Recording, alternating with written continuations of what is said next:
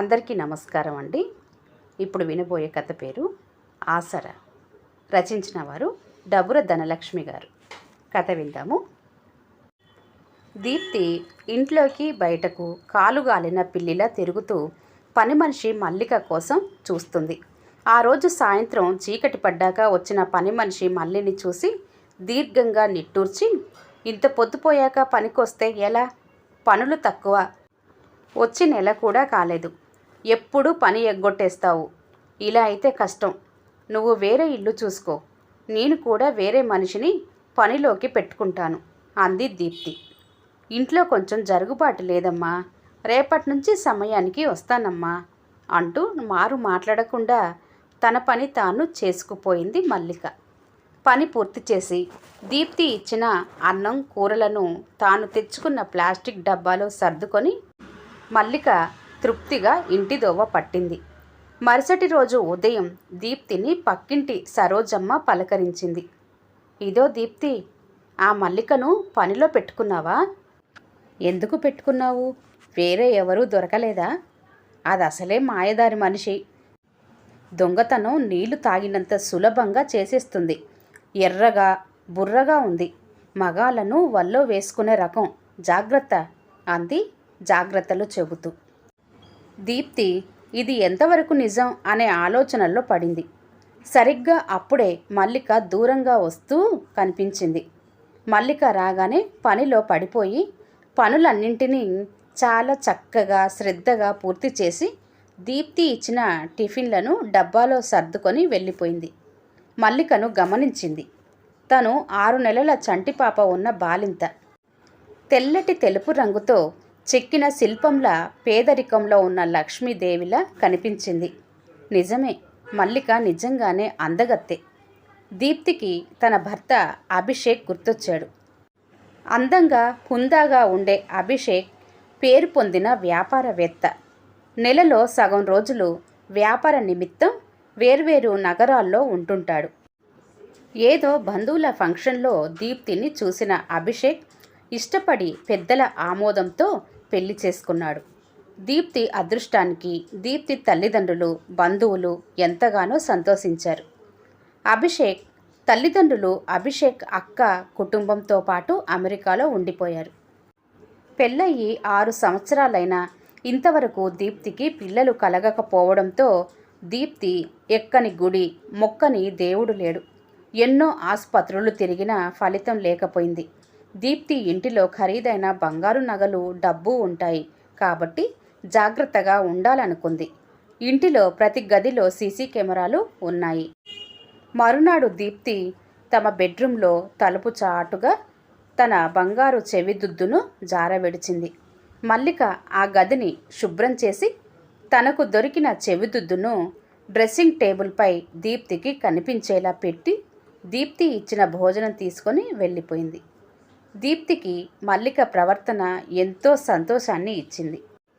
అలా కొన్ని రోజులు గడిచాక దీప్తి 10,000 రూపాయలు డబ్బును హాల్లో సెల్ఫ్లో పెట్టి సెల్ఫ్ను క్లీన్ చేయమంది.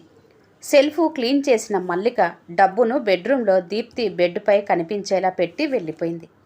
ఇక దీప్తికి మల్లికను అనుమానించాల్సిన అవసరం రాలేదు. మరుసటి రోజు అభిషేక్ వారం రోజులు భార్యతో గడపడానికి వచ్చాడు. ఈసారి మల్లికను గమనించింది. మల్లిక అభిషేక్ ఉన్నంతసేపు ఎంతో మర్యాదగా హుందాగా గౌరవంగా ప్రవర్తిస్తుంది. ఆ రోజు రాఖీ పండుగ కూడా కావడంతో దీప్తి మల్లిక చేత అభిషేక్కు రాఖీ కట్టించింది. అభిషేక్కు అమెరికాలో ఉన్న తన అక్క గుర్తొచ్చింది. వెంటనే దీప్తి చేత కొంత డబ్బును మల్లికకు ఇప్పించాడు.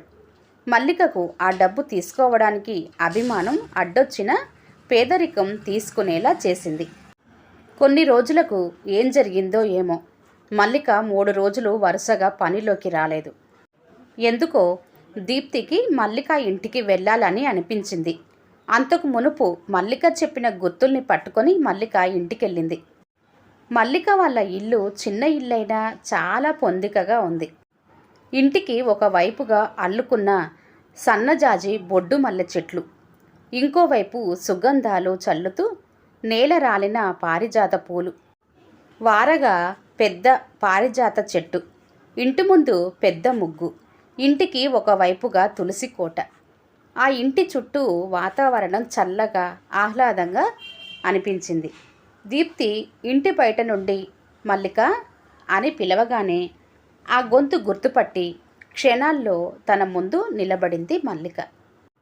మల్లిక చంకలో ముద్దుగా చామన ఛాయ, ఉంగరాల జుట్టుతో చిన్నారి. దీప్తిని చూసిన మల్లిక సంతోషంగా తమ ఇంట్లోకి ఆహ్వానించింది. కూర్చోడానికి కుర్చీ వేసింది. కుర్చీలో కూర్చున్న దీప్తి మల్లికను ఆమె భర్త గురించి అడిగింది. మల్లిక దీప్తికి పక్క గదిలో మంచంపై ఉన్న తన భర్త శంకర్ను చూపించింది. దీప్తి తిరిగి హాల్లోకి రాగానే మల్లిక చెప్పడం మొదలుపెట్టింది. అమ్మా నాన్నలకు ఒక్కదాన్నే కూతుర్ని, ఎంతో గారాబంగా పెరిగాను. నాన్న నా 10 ఏళ్ల వయసప్పుడు చనిపోయారు. అమ్మ కాయ కష్టం చేస్తూ నన్ను పెంచింది. పొరుగింటిలో ఉండే శంకర్ ప్రేమంటూ వెంటపడ్డాడు. నేను లేకపోతే బ్రతకలేనన్నాడు. నిజానికి నేను కూడా ఇష్టపడటంతో మా ఇద్దరికి పెద్దలు పెళ్లి జరిపించారు. పుట్టింట్లో ఎంతో ప్రేమగా పెరిగా. పెళ్ళయ్యాక కూడా శంకర్ నన్ను పువ్వుల్లో పెట్టి చూసుకున్నాడు. సొంతంగా కారు కొని తానే డ్రైవర్గా ఉంటూ నన్ను ఎంతో బాగా చూసుకునేవాడు. ఆర్థికంగా సమస్యలు లేక సంతోషంగా ఉండేవాళ్ళం. ఒకరోజు శంకర్ కారును ఎదురుగా వేగంగా వస్తున్న లారీ గుద్దేయడంతో ఆ ప్రమాదంలో ఆయన వెన్నుముక దెబ్బతింది. కాళ్ళు కూడా చచ్చుబడ్డాయి. అప్పటికి నేను కాన్పు జరిగి 2 నెలల బాలింతను. విషయం తెలిసిన నాకు కాళ్ళు చేతులు ఆడలేదు. ఎలాగోలా నా దగ్గర ఉన్న బంగారం అమ్మి హాస్పిటల్ ఖర్చులు భరించాను. అయినా ఆయనను ఇప్పుడు మీరు చూశారుగా, అంతే, అన్నీ మంచం మీదనే, చిన్నపిల్లలతో సమానం. నా చంకలోని ఈ బిడ్డ ఎంతో, మంచంపై ఉన్న ఆయన కూడా అంతే. ఇలాంటి సమయంలో నేను గడప దాటి పనులకు వెళ్లాల్సి వచ్చింది. మొదట మీ పక్క పోర్షన్లో పని చేసేదాన్ని. ఆ ఇంటామె కొడుకు మంచివాడు కాదమ్మా. నాకు డబ్బు ఆశ చూపారు. లొంగ తీసుకోవాలి అనుకున్నారు. నేను లొంగలేదు. పైగా ఈ విషయాన్ని ఆమెతో చెప్పేసరికి ఆమెకు కోపం వచ్చింది. నన్నే తిట్టింది. దొంగతనం అంటగట్టింది. అప్పటికే నేను ఆ ఇంట్లో పని మానేశాను. తరువాత దేవతల మీరొచ్చారు. మీ ఇంట్లో పనికి కుదరక ముందు ఇంట్లో ఒక పూట తిని ఒక పూట పస్తులుండేవాళ్ళం. ఇప్పుడు మీ దయ వల్ల చల్లగా ఉన్నాం. మొన్న మీ వారు ఇచ్చిన డబ్బుతో 3 నెలలకు సరిపడా రేషన్ తెచ్చుకున్నాను. మా ఆయనకు మందులు కూడా కొన్నాను. ఇదమ్మా నా కథ. నేను మీ ఇంట్లో పనికి వచ్చినప్పుడు మా పొరిగింటి బామ్మ మా వారిని మా పాపను చూసుకుంటుంది. మీ ఇంటి నుంచి తెచ్చుకున్న భోజనంను ఆమెకు కొంచెం ఇస్తాను. మీ వల్ల మా కుటుంబం నిలబడింది తల్లి అంటూ 2 చేతులెత్తి మొక్కింది. ఇక దీప్తి వీడుకోలు పలికి ఇంటికి బయలుదేరింది. దారంతా మల్లిక ఆలోచనలు. ఎంత మంచి వ్యక్తిత్వం మల్లికది అని మనసులోనే చేతులెత్తి మొక్కింది. వెంటనే తన భర్తతో మాట్లాడి పేరున్న హాస్పిటల్లో మల్లిక భర్తకు ట్రీట్మెంట్ ఇప్పించి అతన్ని మామూలు మనిషిని చేసింది. ఎంత డబ్బు ఖర్చైనా దీప్తి, అభిషేక్ వెనకాడలేదు. మల్లికకు కొంత డబ్బును నగదు రూపంలో ఖర్చులకు చేతికిచ్చారు. సంవత్సరం తిరిగేసరికల్లా మల్లిక భర్త ఆరోగ్యం కుదుట పడింది.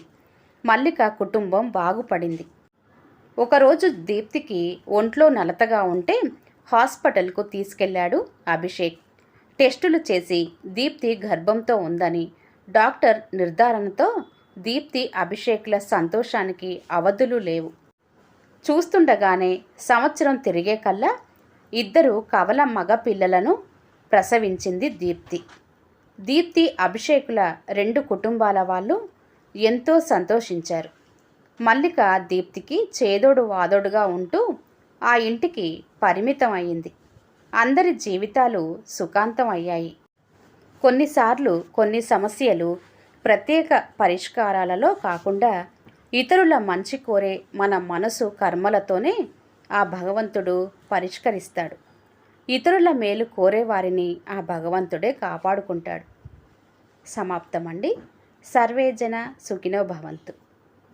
కథ కనుక నచ్చినట్లయితే లైక్ చేయండి, షేర్ చేయండి. అలాగే మరిన్ని మంచి కథల కోసం ఛానల్ని సబ్స్క్రైబ్ చేసుకోండి. మరొక మంచి కథతో మళ్ళీ కలుద్దాం.